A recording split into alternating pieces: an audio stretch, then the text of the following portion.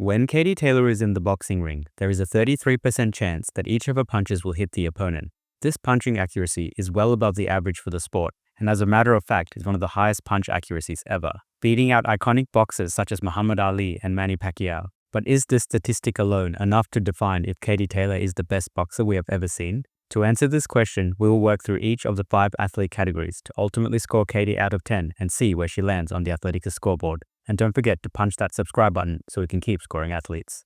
So at its absolute core, boxing is primarily about punching. We already mentioned Katie's punching accuracy earlier, but that was specific to jabs. We can take this further by looking at her significant punch accuracy. A significant punch is usually any power punch, such as hooks, uppercuts, crosses, and body shots, that are thrown with force, but also generally require better timing and ring IQ to execute effectively. A high significant punch accuracy really shows us a boxer's capability. Again, Katie Taylor ranks among the most gifted in the sport, beating out almost everybody we compared her to here. Keep in mind though that accuracy isn't the only measure of success. For example, Manny Pacquiao is known for speed and volume of punches, leading to a lower accuracy, but still managed to be a very successful boxer. So different styles can definitely succeed, but this does show that Katie is a very technically skilled boxer with a strong understanding of how best to throw punches. I also wanted to bring up another point. Katie has had a total of 26 professional boxing fights, which is not that many compared to some other greats such as Muhammad Ali with 61 total fights. This really puts into light his significant punching accuracy, where he has managed to maintain 35% accuracy over 61 fights, which is truly an iconic statistic. So while Katie's number is insanely impressive, there is still a way to go to truly prove her aptitude against some of the icons. Okay, so let's keep this going. While punching might be core to boxing, you can't turn a blind eye to dodging. A boxer's ability to slip and weave between opponents' punches is a true testament to their footwork and awareness. Again, Katie Taylor shines. Amongst the female pros, she's one of the hardest boxers to hit, but she does again lag behind some of the iconic greats. Before we score Katie here, there is another key metric we can use to determine her boxing capability. This time we can leave it up to the professional judges by averaging her total judged ring generalship score across all her fights. Katie here scores quite highly, pushing the upper end of the top range, but she is not the best. Overall, Taylor's punch selection and dodging capabilities are well above average. She combines Olympic-level fundamentals with professional-level aggression and adaptability. She's very clearly one of the most adept boxers we have ever seen. But outside of accuracy, she still has some statistical gaps to close. She scores a solid 8 here. Boxing is one of the few sports where pain is guaranteed. Fighters don't just endure hits, they calculate their next move while absorbing them. In this arena, toughness isn't a trait, it's a necessity. So to understand Katie Taylor's toughness, we will need to look at her endurance, power, and speed. Out of all of Katie Taylor's bouts, 12 have gone the full distance, a figure well above the sport's average and among the highest in the elite ranks.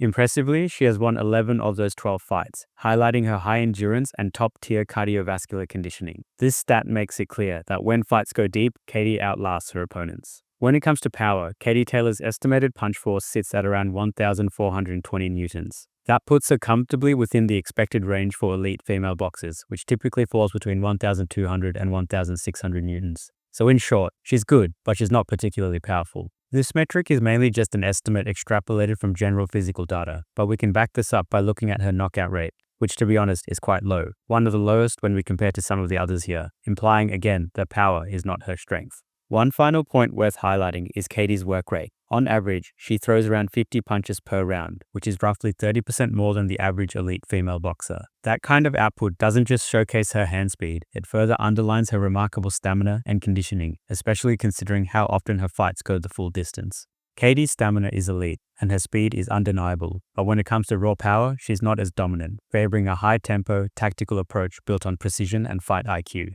It's a tough call here, because in boxing, we often expect strength to define toughness, yet Katie proves there's more than one way to win. Still, when we break toughness down into its core elements of strength, endurance, and speed, she's not perfectly balanced across the board, so for toughness, she scores a solid 7.5. When it comes to boxing, the real battle begins in the mind.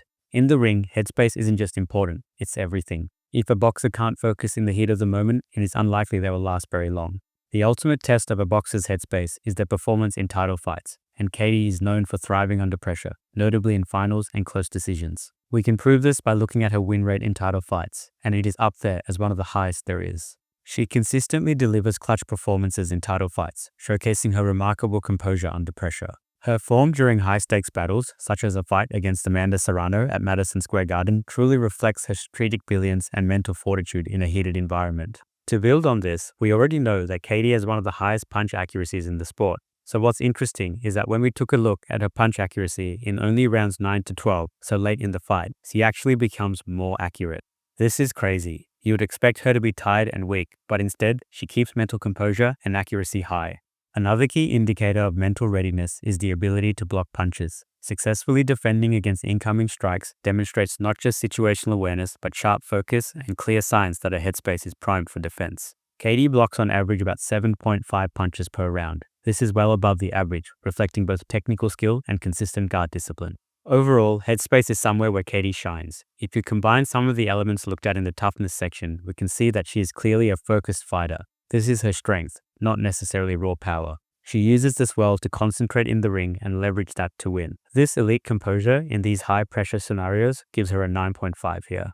Katie began her professional boxing career in 2016, but she was in the amateur boxing scene well before that, and her transition from amateur to professional has been seamless. When we take a look at a professional boxing career win rate on a year-by-year basis, it looks kind of silly because she's only had one loss so far. I say it looks silly, but really, it's impressive. It's worth bringing it up again though that when looking at total professional fights, Katie trails significantly behind the other boxers in this comparison. Most of her peers have logged far more bouts. While Katie boasts an impressive win rate, often higher than some of the seasoned fighters, she still has a long road ahead to sustain that level of success over a longer career. Now, Katie is 39 years old and is still well within the average professional career length, but very much approaching the later stage of a competitive window by age and tenure. For now, she is still displaying consistency, title defenses, and recent wins, suggesting she's still performing at an elite level, well beyond what most female fighters have achieved at this point. Still, it's uncertain how much longer she can maintain this pace to reach the career milestone some of her peers have already achieved, as time inevitably continues to become more of a factor. While we haven't delved deeply into her amateur career, it's worth noting she was utterly dominant there, which is a legacy in its own right.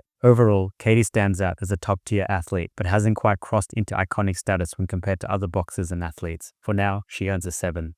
Taylor's boxing career is filled with trophies and milestones, but there are 4 iconic achievements that really define her triumphs. Firstly, becoming the undisputed lightweight champion in 2019, having held all 4 major world titles simultaneously in the lightweight division. She also won the Olympic gold medal in boxing in 2012 at the first ever Olympic women's boxing tournament. She is a 2-division world champion, lightweight and super lightweight. And also, she was headliner at Madison Square Garden, beating Amanda Serrano in what is regarded as one of the best fights in boxing history.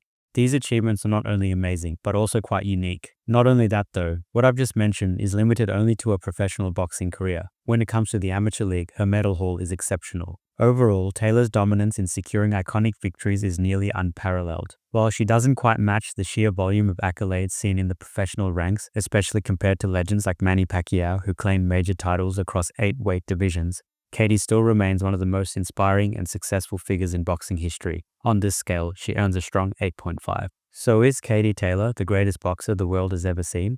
No, I wouldn't go that far. However, what she's accomplished in her relatively short professional career is undeniably extraordinary, arguably among the most impressive we've witnessed. And she's not finished yet. If she maintains this level of performance for say another 25 fights, then yes, she could very well earn that title of best boxer ever. However, at this point in her journey, I'm not convinced she'll reach that milestone, but I genuinely hope she proves me wrong. At the end of the day, Katie Taylor is strategic, focused, composed, and a winner. She's as complete an athlete as they come. So with all scores considered, this gives her a total athlete score of 8.1. Anyways, if you're a fan of combat sports, we've made videos on Ronda Rousey and Israel Adesanya, which should pop up on the screen now. And if you enjoyed this video, please don't forget to jab that like button, hit subscribe, and ring the bell notification so we can keep scoring athletes. I'm also interested to hear your thoughts, so be sure to leave some comments as well. Anyways, thanks for watching team. Catch you at the next one.